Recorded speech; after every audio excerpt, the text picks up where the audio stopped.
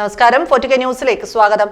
Israel Palestine പ്രശ്നത്തിൽ ദ്വിരാഷ്ട്ര പരിഹാരം സാധ്യമാണെന്ന് അമേരിക്കൻ പ്രസിഡന്റിന്റെ പരസ്യ പ്രഖ്യാപനം.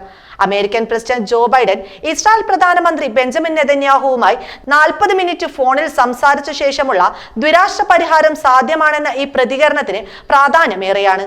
പലസ്തീൻ രാഷ്ട്രത്തെ അംഗീകരിക്കില്ലെന്ന് നെതന്യാഹു കഴിഞ്ഞ ദിവസം പ്രഖ്യാപിച്ചതിന് ശേഷമാണ് ഫോൺ സംഭാഷണവും ബൈഡന്റെ പ്രതികരണവും. ബൈഡന്റെ ദ്വിരാഷ്ട്ര പരിഹാര പരാമർശം സംബന്ധിച്ച് മാധ്യമങ്ങൾ പ്രതികരണം തേടിയപ്പോൾ നെതന്യാഹു പൂർണ്ണമായി തള്ളിയില്ലെന്നും ശ്രദ്ധേയമാണ്. അമേരിക്കയുടെ സമ്മർദ്ദത്തിന് ഇസ്രായേൽ വഴങ്ങുന്നു എന്നതിന്റെ റിപ്പോർട്ടുകളാണ് ഇപ്പോൾ പുറത്തുവന്നത്. 40 മിനിറ്റ് നീണ്ട ഫോൺ സംഭാഷണത്തിൽ കാര്യങ്ങൾ കൃത്യമായി ജോ ബൈഡൻ നെതന്യാഹുവിനെ ധരിപ്പിച്ചു എന്നാണ് റിപ്പോർട്ടുകൾ. യുദ്ധം ആരംഭിച്ച സമയത്തെ സാഹചര്യമല്ല ഇപ്പോഴെന്നും കാര്യങ്ങൾ ഇസ്രായേലിന് എതിരാണെന്നും വ്യക്തമായി മനസ്സിലാക്കി തന്നെയാണ് ബൈഡന്റെ നീക്കങ്ങൾ. ഇസ്രായേൽ സൈന്യം ശക്തമല്ലെന്നും യുദ്ധം നേരിടാനുള്ള ശക്തി അവർക്ക് ഇല്ലെന്നും അവരുടെ മാനസിക നില ഒരു യുദ്ധത്തിൽ പങ്കെടുക്കാൻ തക്ക വിധം പാകപ്പെട്ടിട്ടില്ലെന്നും ലോകം മനസ്സിലാക്കി. ഈ ബലഹീനത ശത്രുക്കൾ മനസ്സിലാക്കി എന്നതാണ് ഇസ്രായേലിന് ലഭിച്ച ഏറ്റവും വലിയ തിരിച്ചടി.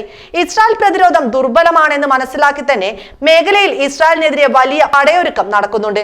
യമനിൽ നിന്നുള്ള ഹൂതി വിമതർ, ലെബനിലുള്ള ഹിസ്ബുള്ള, ഇറാഖിലെയും സിറിയയിലെയും വിമത വിഭാഗങ്ങൾ, ഹമാസ് തുടങ്ങിയ നിരവധി ഗ്രൂപ്പുകളും ഇറാൻ പോലുള്ള വലിയ രാജ്യങ്ങളും ഇസ്രായേലിനെതിരെ ഇപ്പോൾ ആക്രമണം നടത്തുന്നുണ്ട്.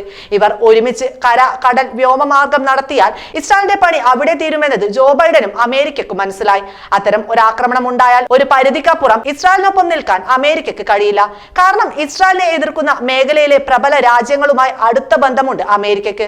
പല വ്യാപാരങ്ങളുമുണ്ട് അമേരിക്കക്ക്. ആയതിനാൽ തന്നെ അവരുടെ സമ്മർദ്ദത്തിന് വഴങ്ങേണ്ടി വരും അമേരിക്കക്ക്. അതിനാൽ തന്നെ ഇനി മുന്നോട്ടു പോകുന്ന ദിവസങ്ങൾ ഇസ്രായേലിനെ സംബന്ധിച്ച് കഠിനമേറിയതാണെന്ന് അമേരിക്കക്ക് വ്യക്തമായി അറിയാം. അക്കാര്യങ്ങളാണ് ബൈഡൻ നെതന്യാഹുവിനെ ധരിപ്പിച്ചത് എന്നാണ് റിപ്പോർട്ടുകൾ. ഈ വിഷയത്തിൽ പരിഹാരമാർഗവുമായി ഐക്യരാഷ്ട്രസഭ ഇടപെട്ട് മുന്നോട്ട് കൊണ്ടുപോകുന്ന പരിഹാരമാർഗമാണ് ദ്വിരാഷ്ട്ര കരാർ. അതിനാൽ തന്നെ ലോകത്തിന്റെ മുഴുവൻ സമ്മർദ്ദവും ഈ കരാർ നടപ്പിലാക്കി പ്രശ്നം പരിഹരിക്കാൻ ഇസ്രായേലിനും അമേരിക്കയ്ക്കും മുകളിലുണ്ട്. ഇനിയൊരു പരിഹാരവും ഈ വിഷയത്തിൽ അതുമാത്രമേ ഉള്ളൂ. അതാണ് ബൈഡൻ നെതന്യാഹുവിനെ ബോധ്യപ്പെടുത്തിയിരിക്കുന്നതും.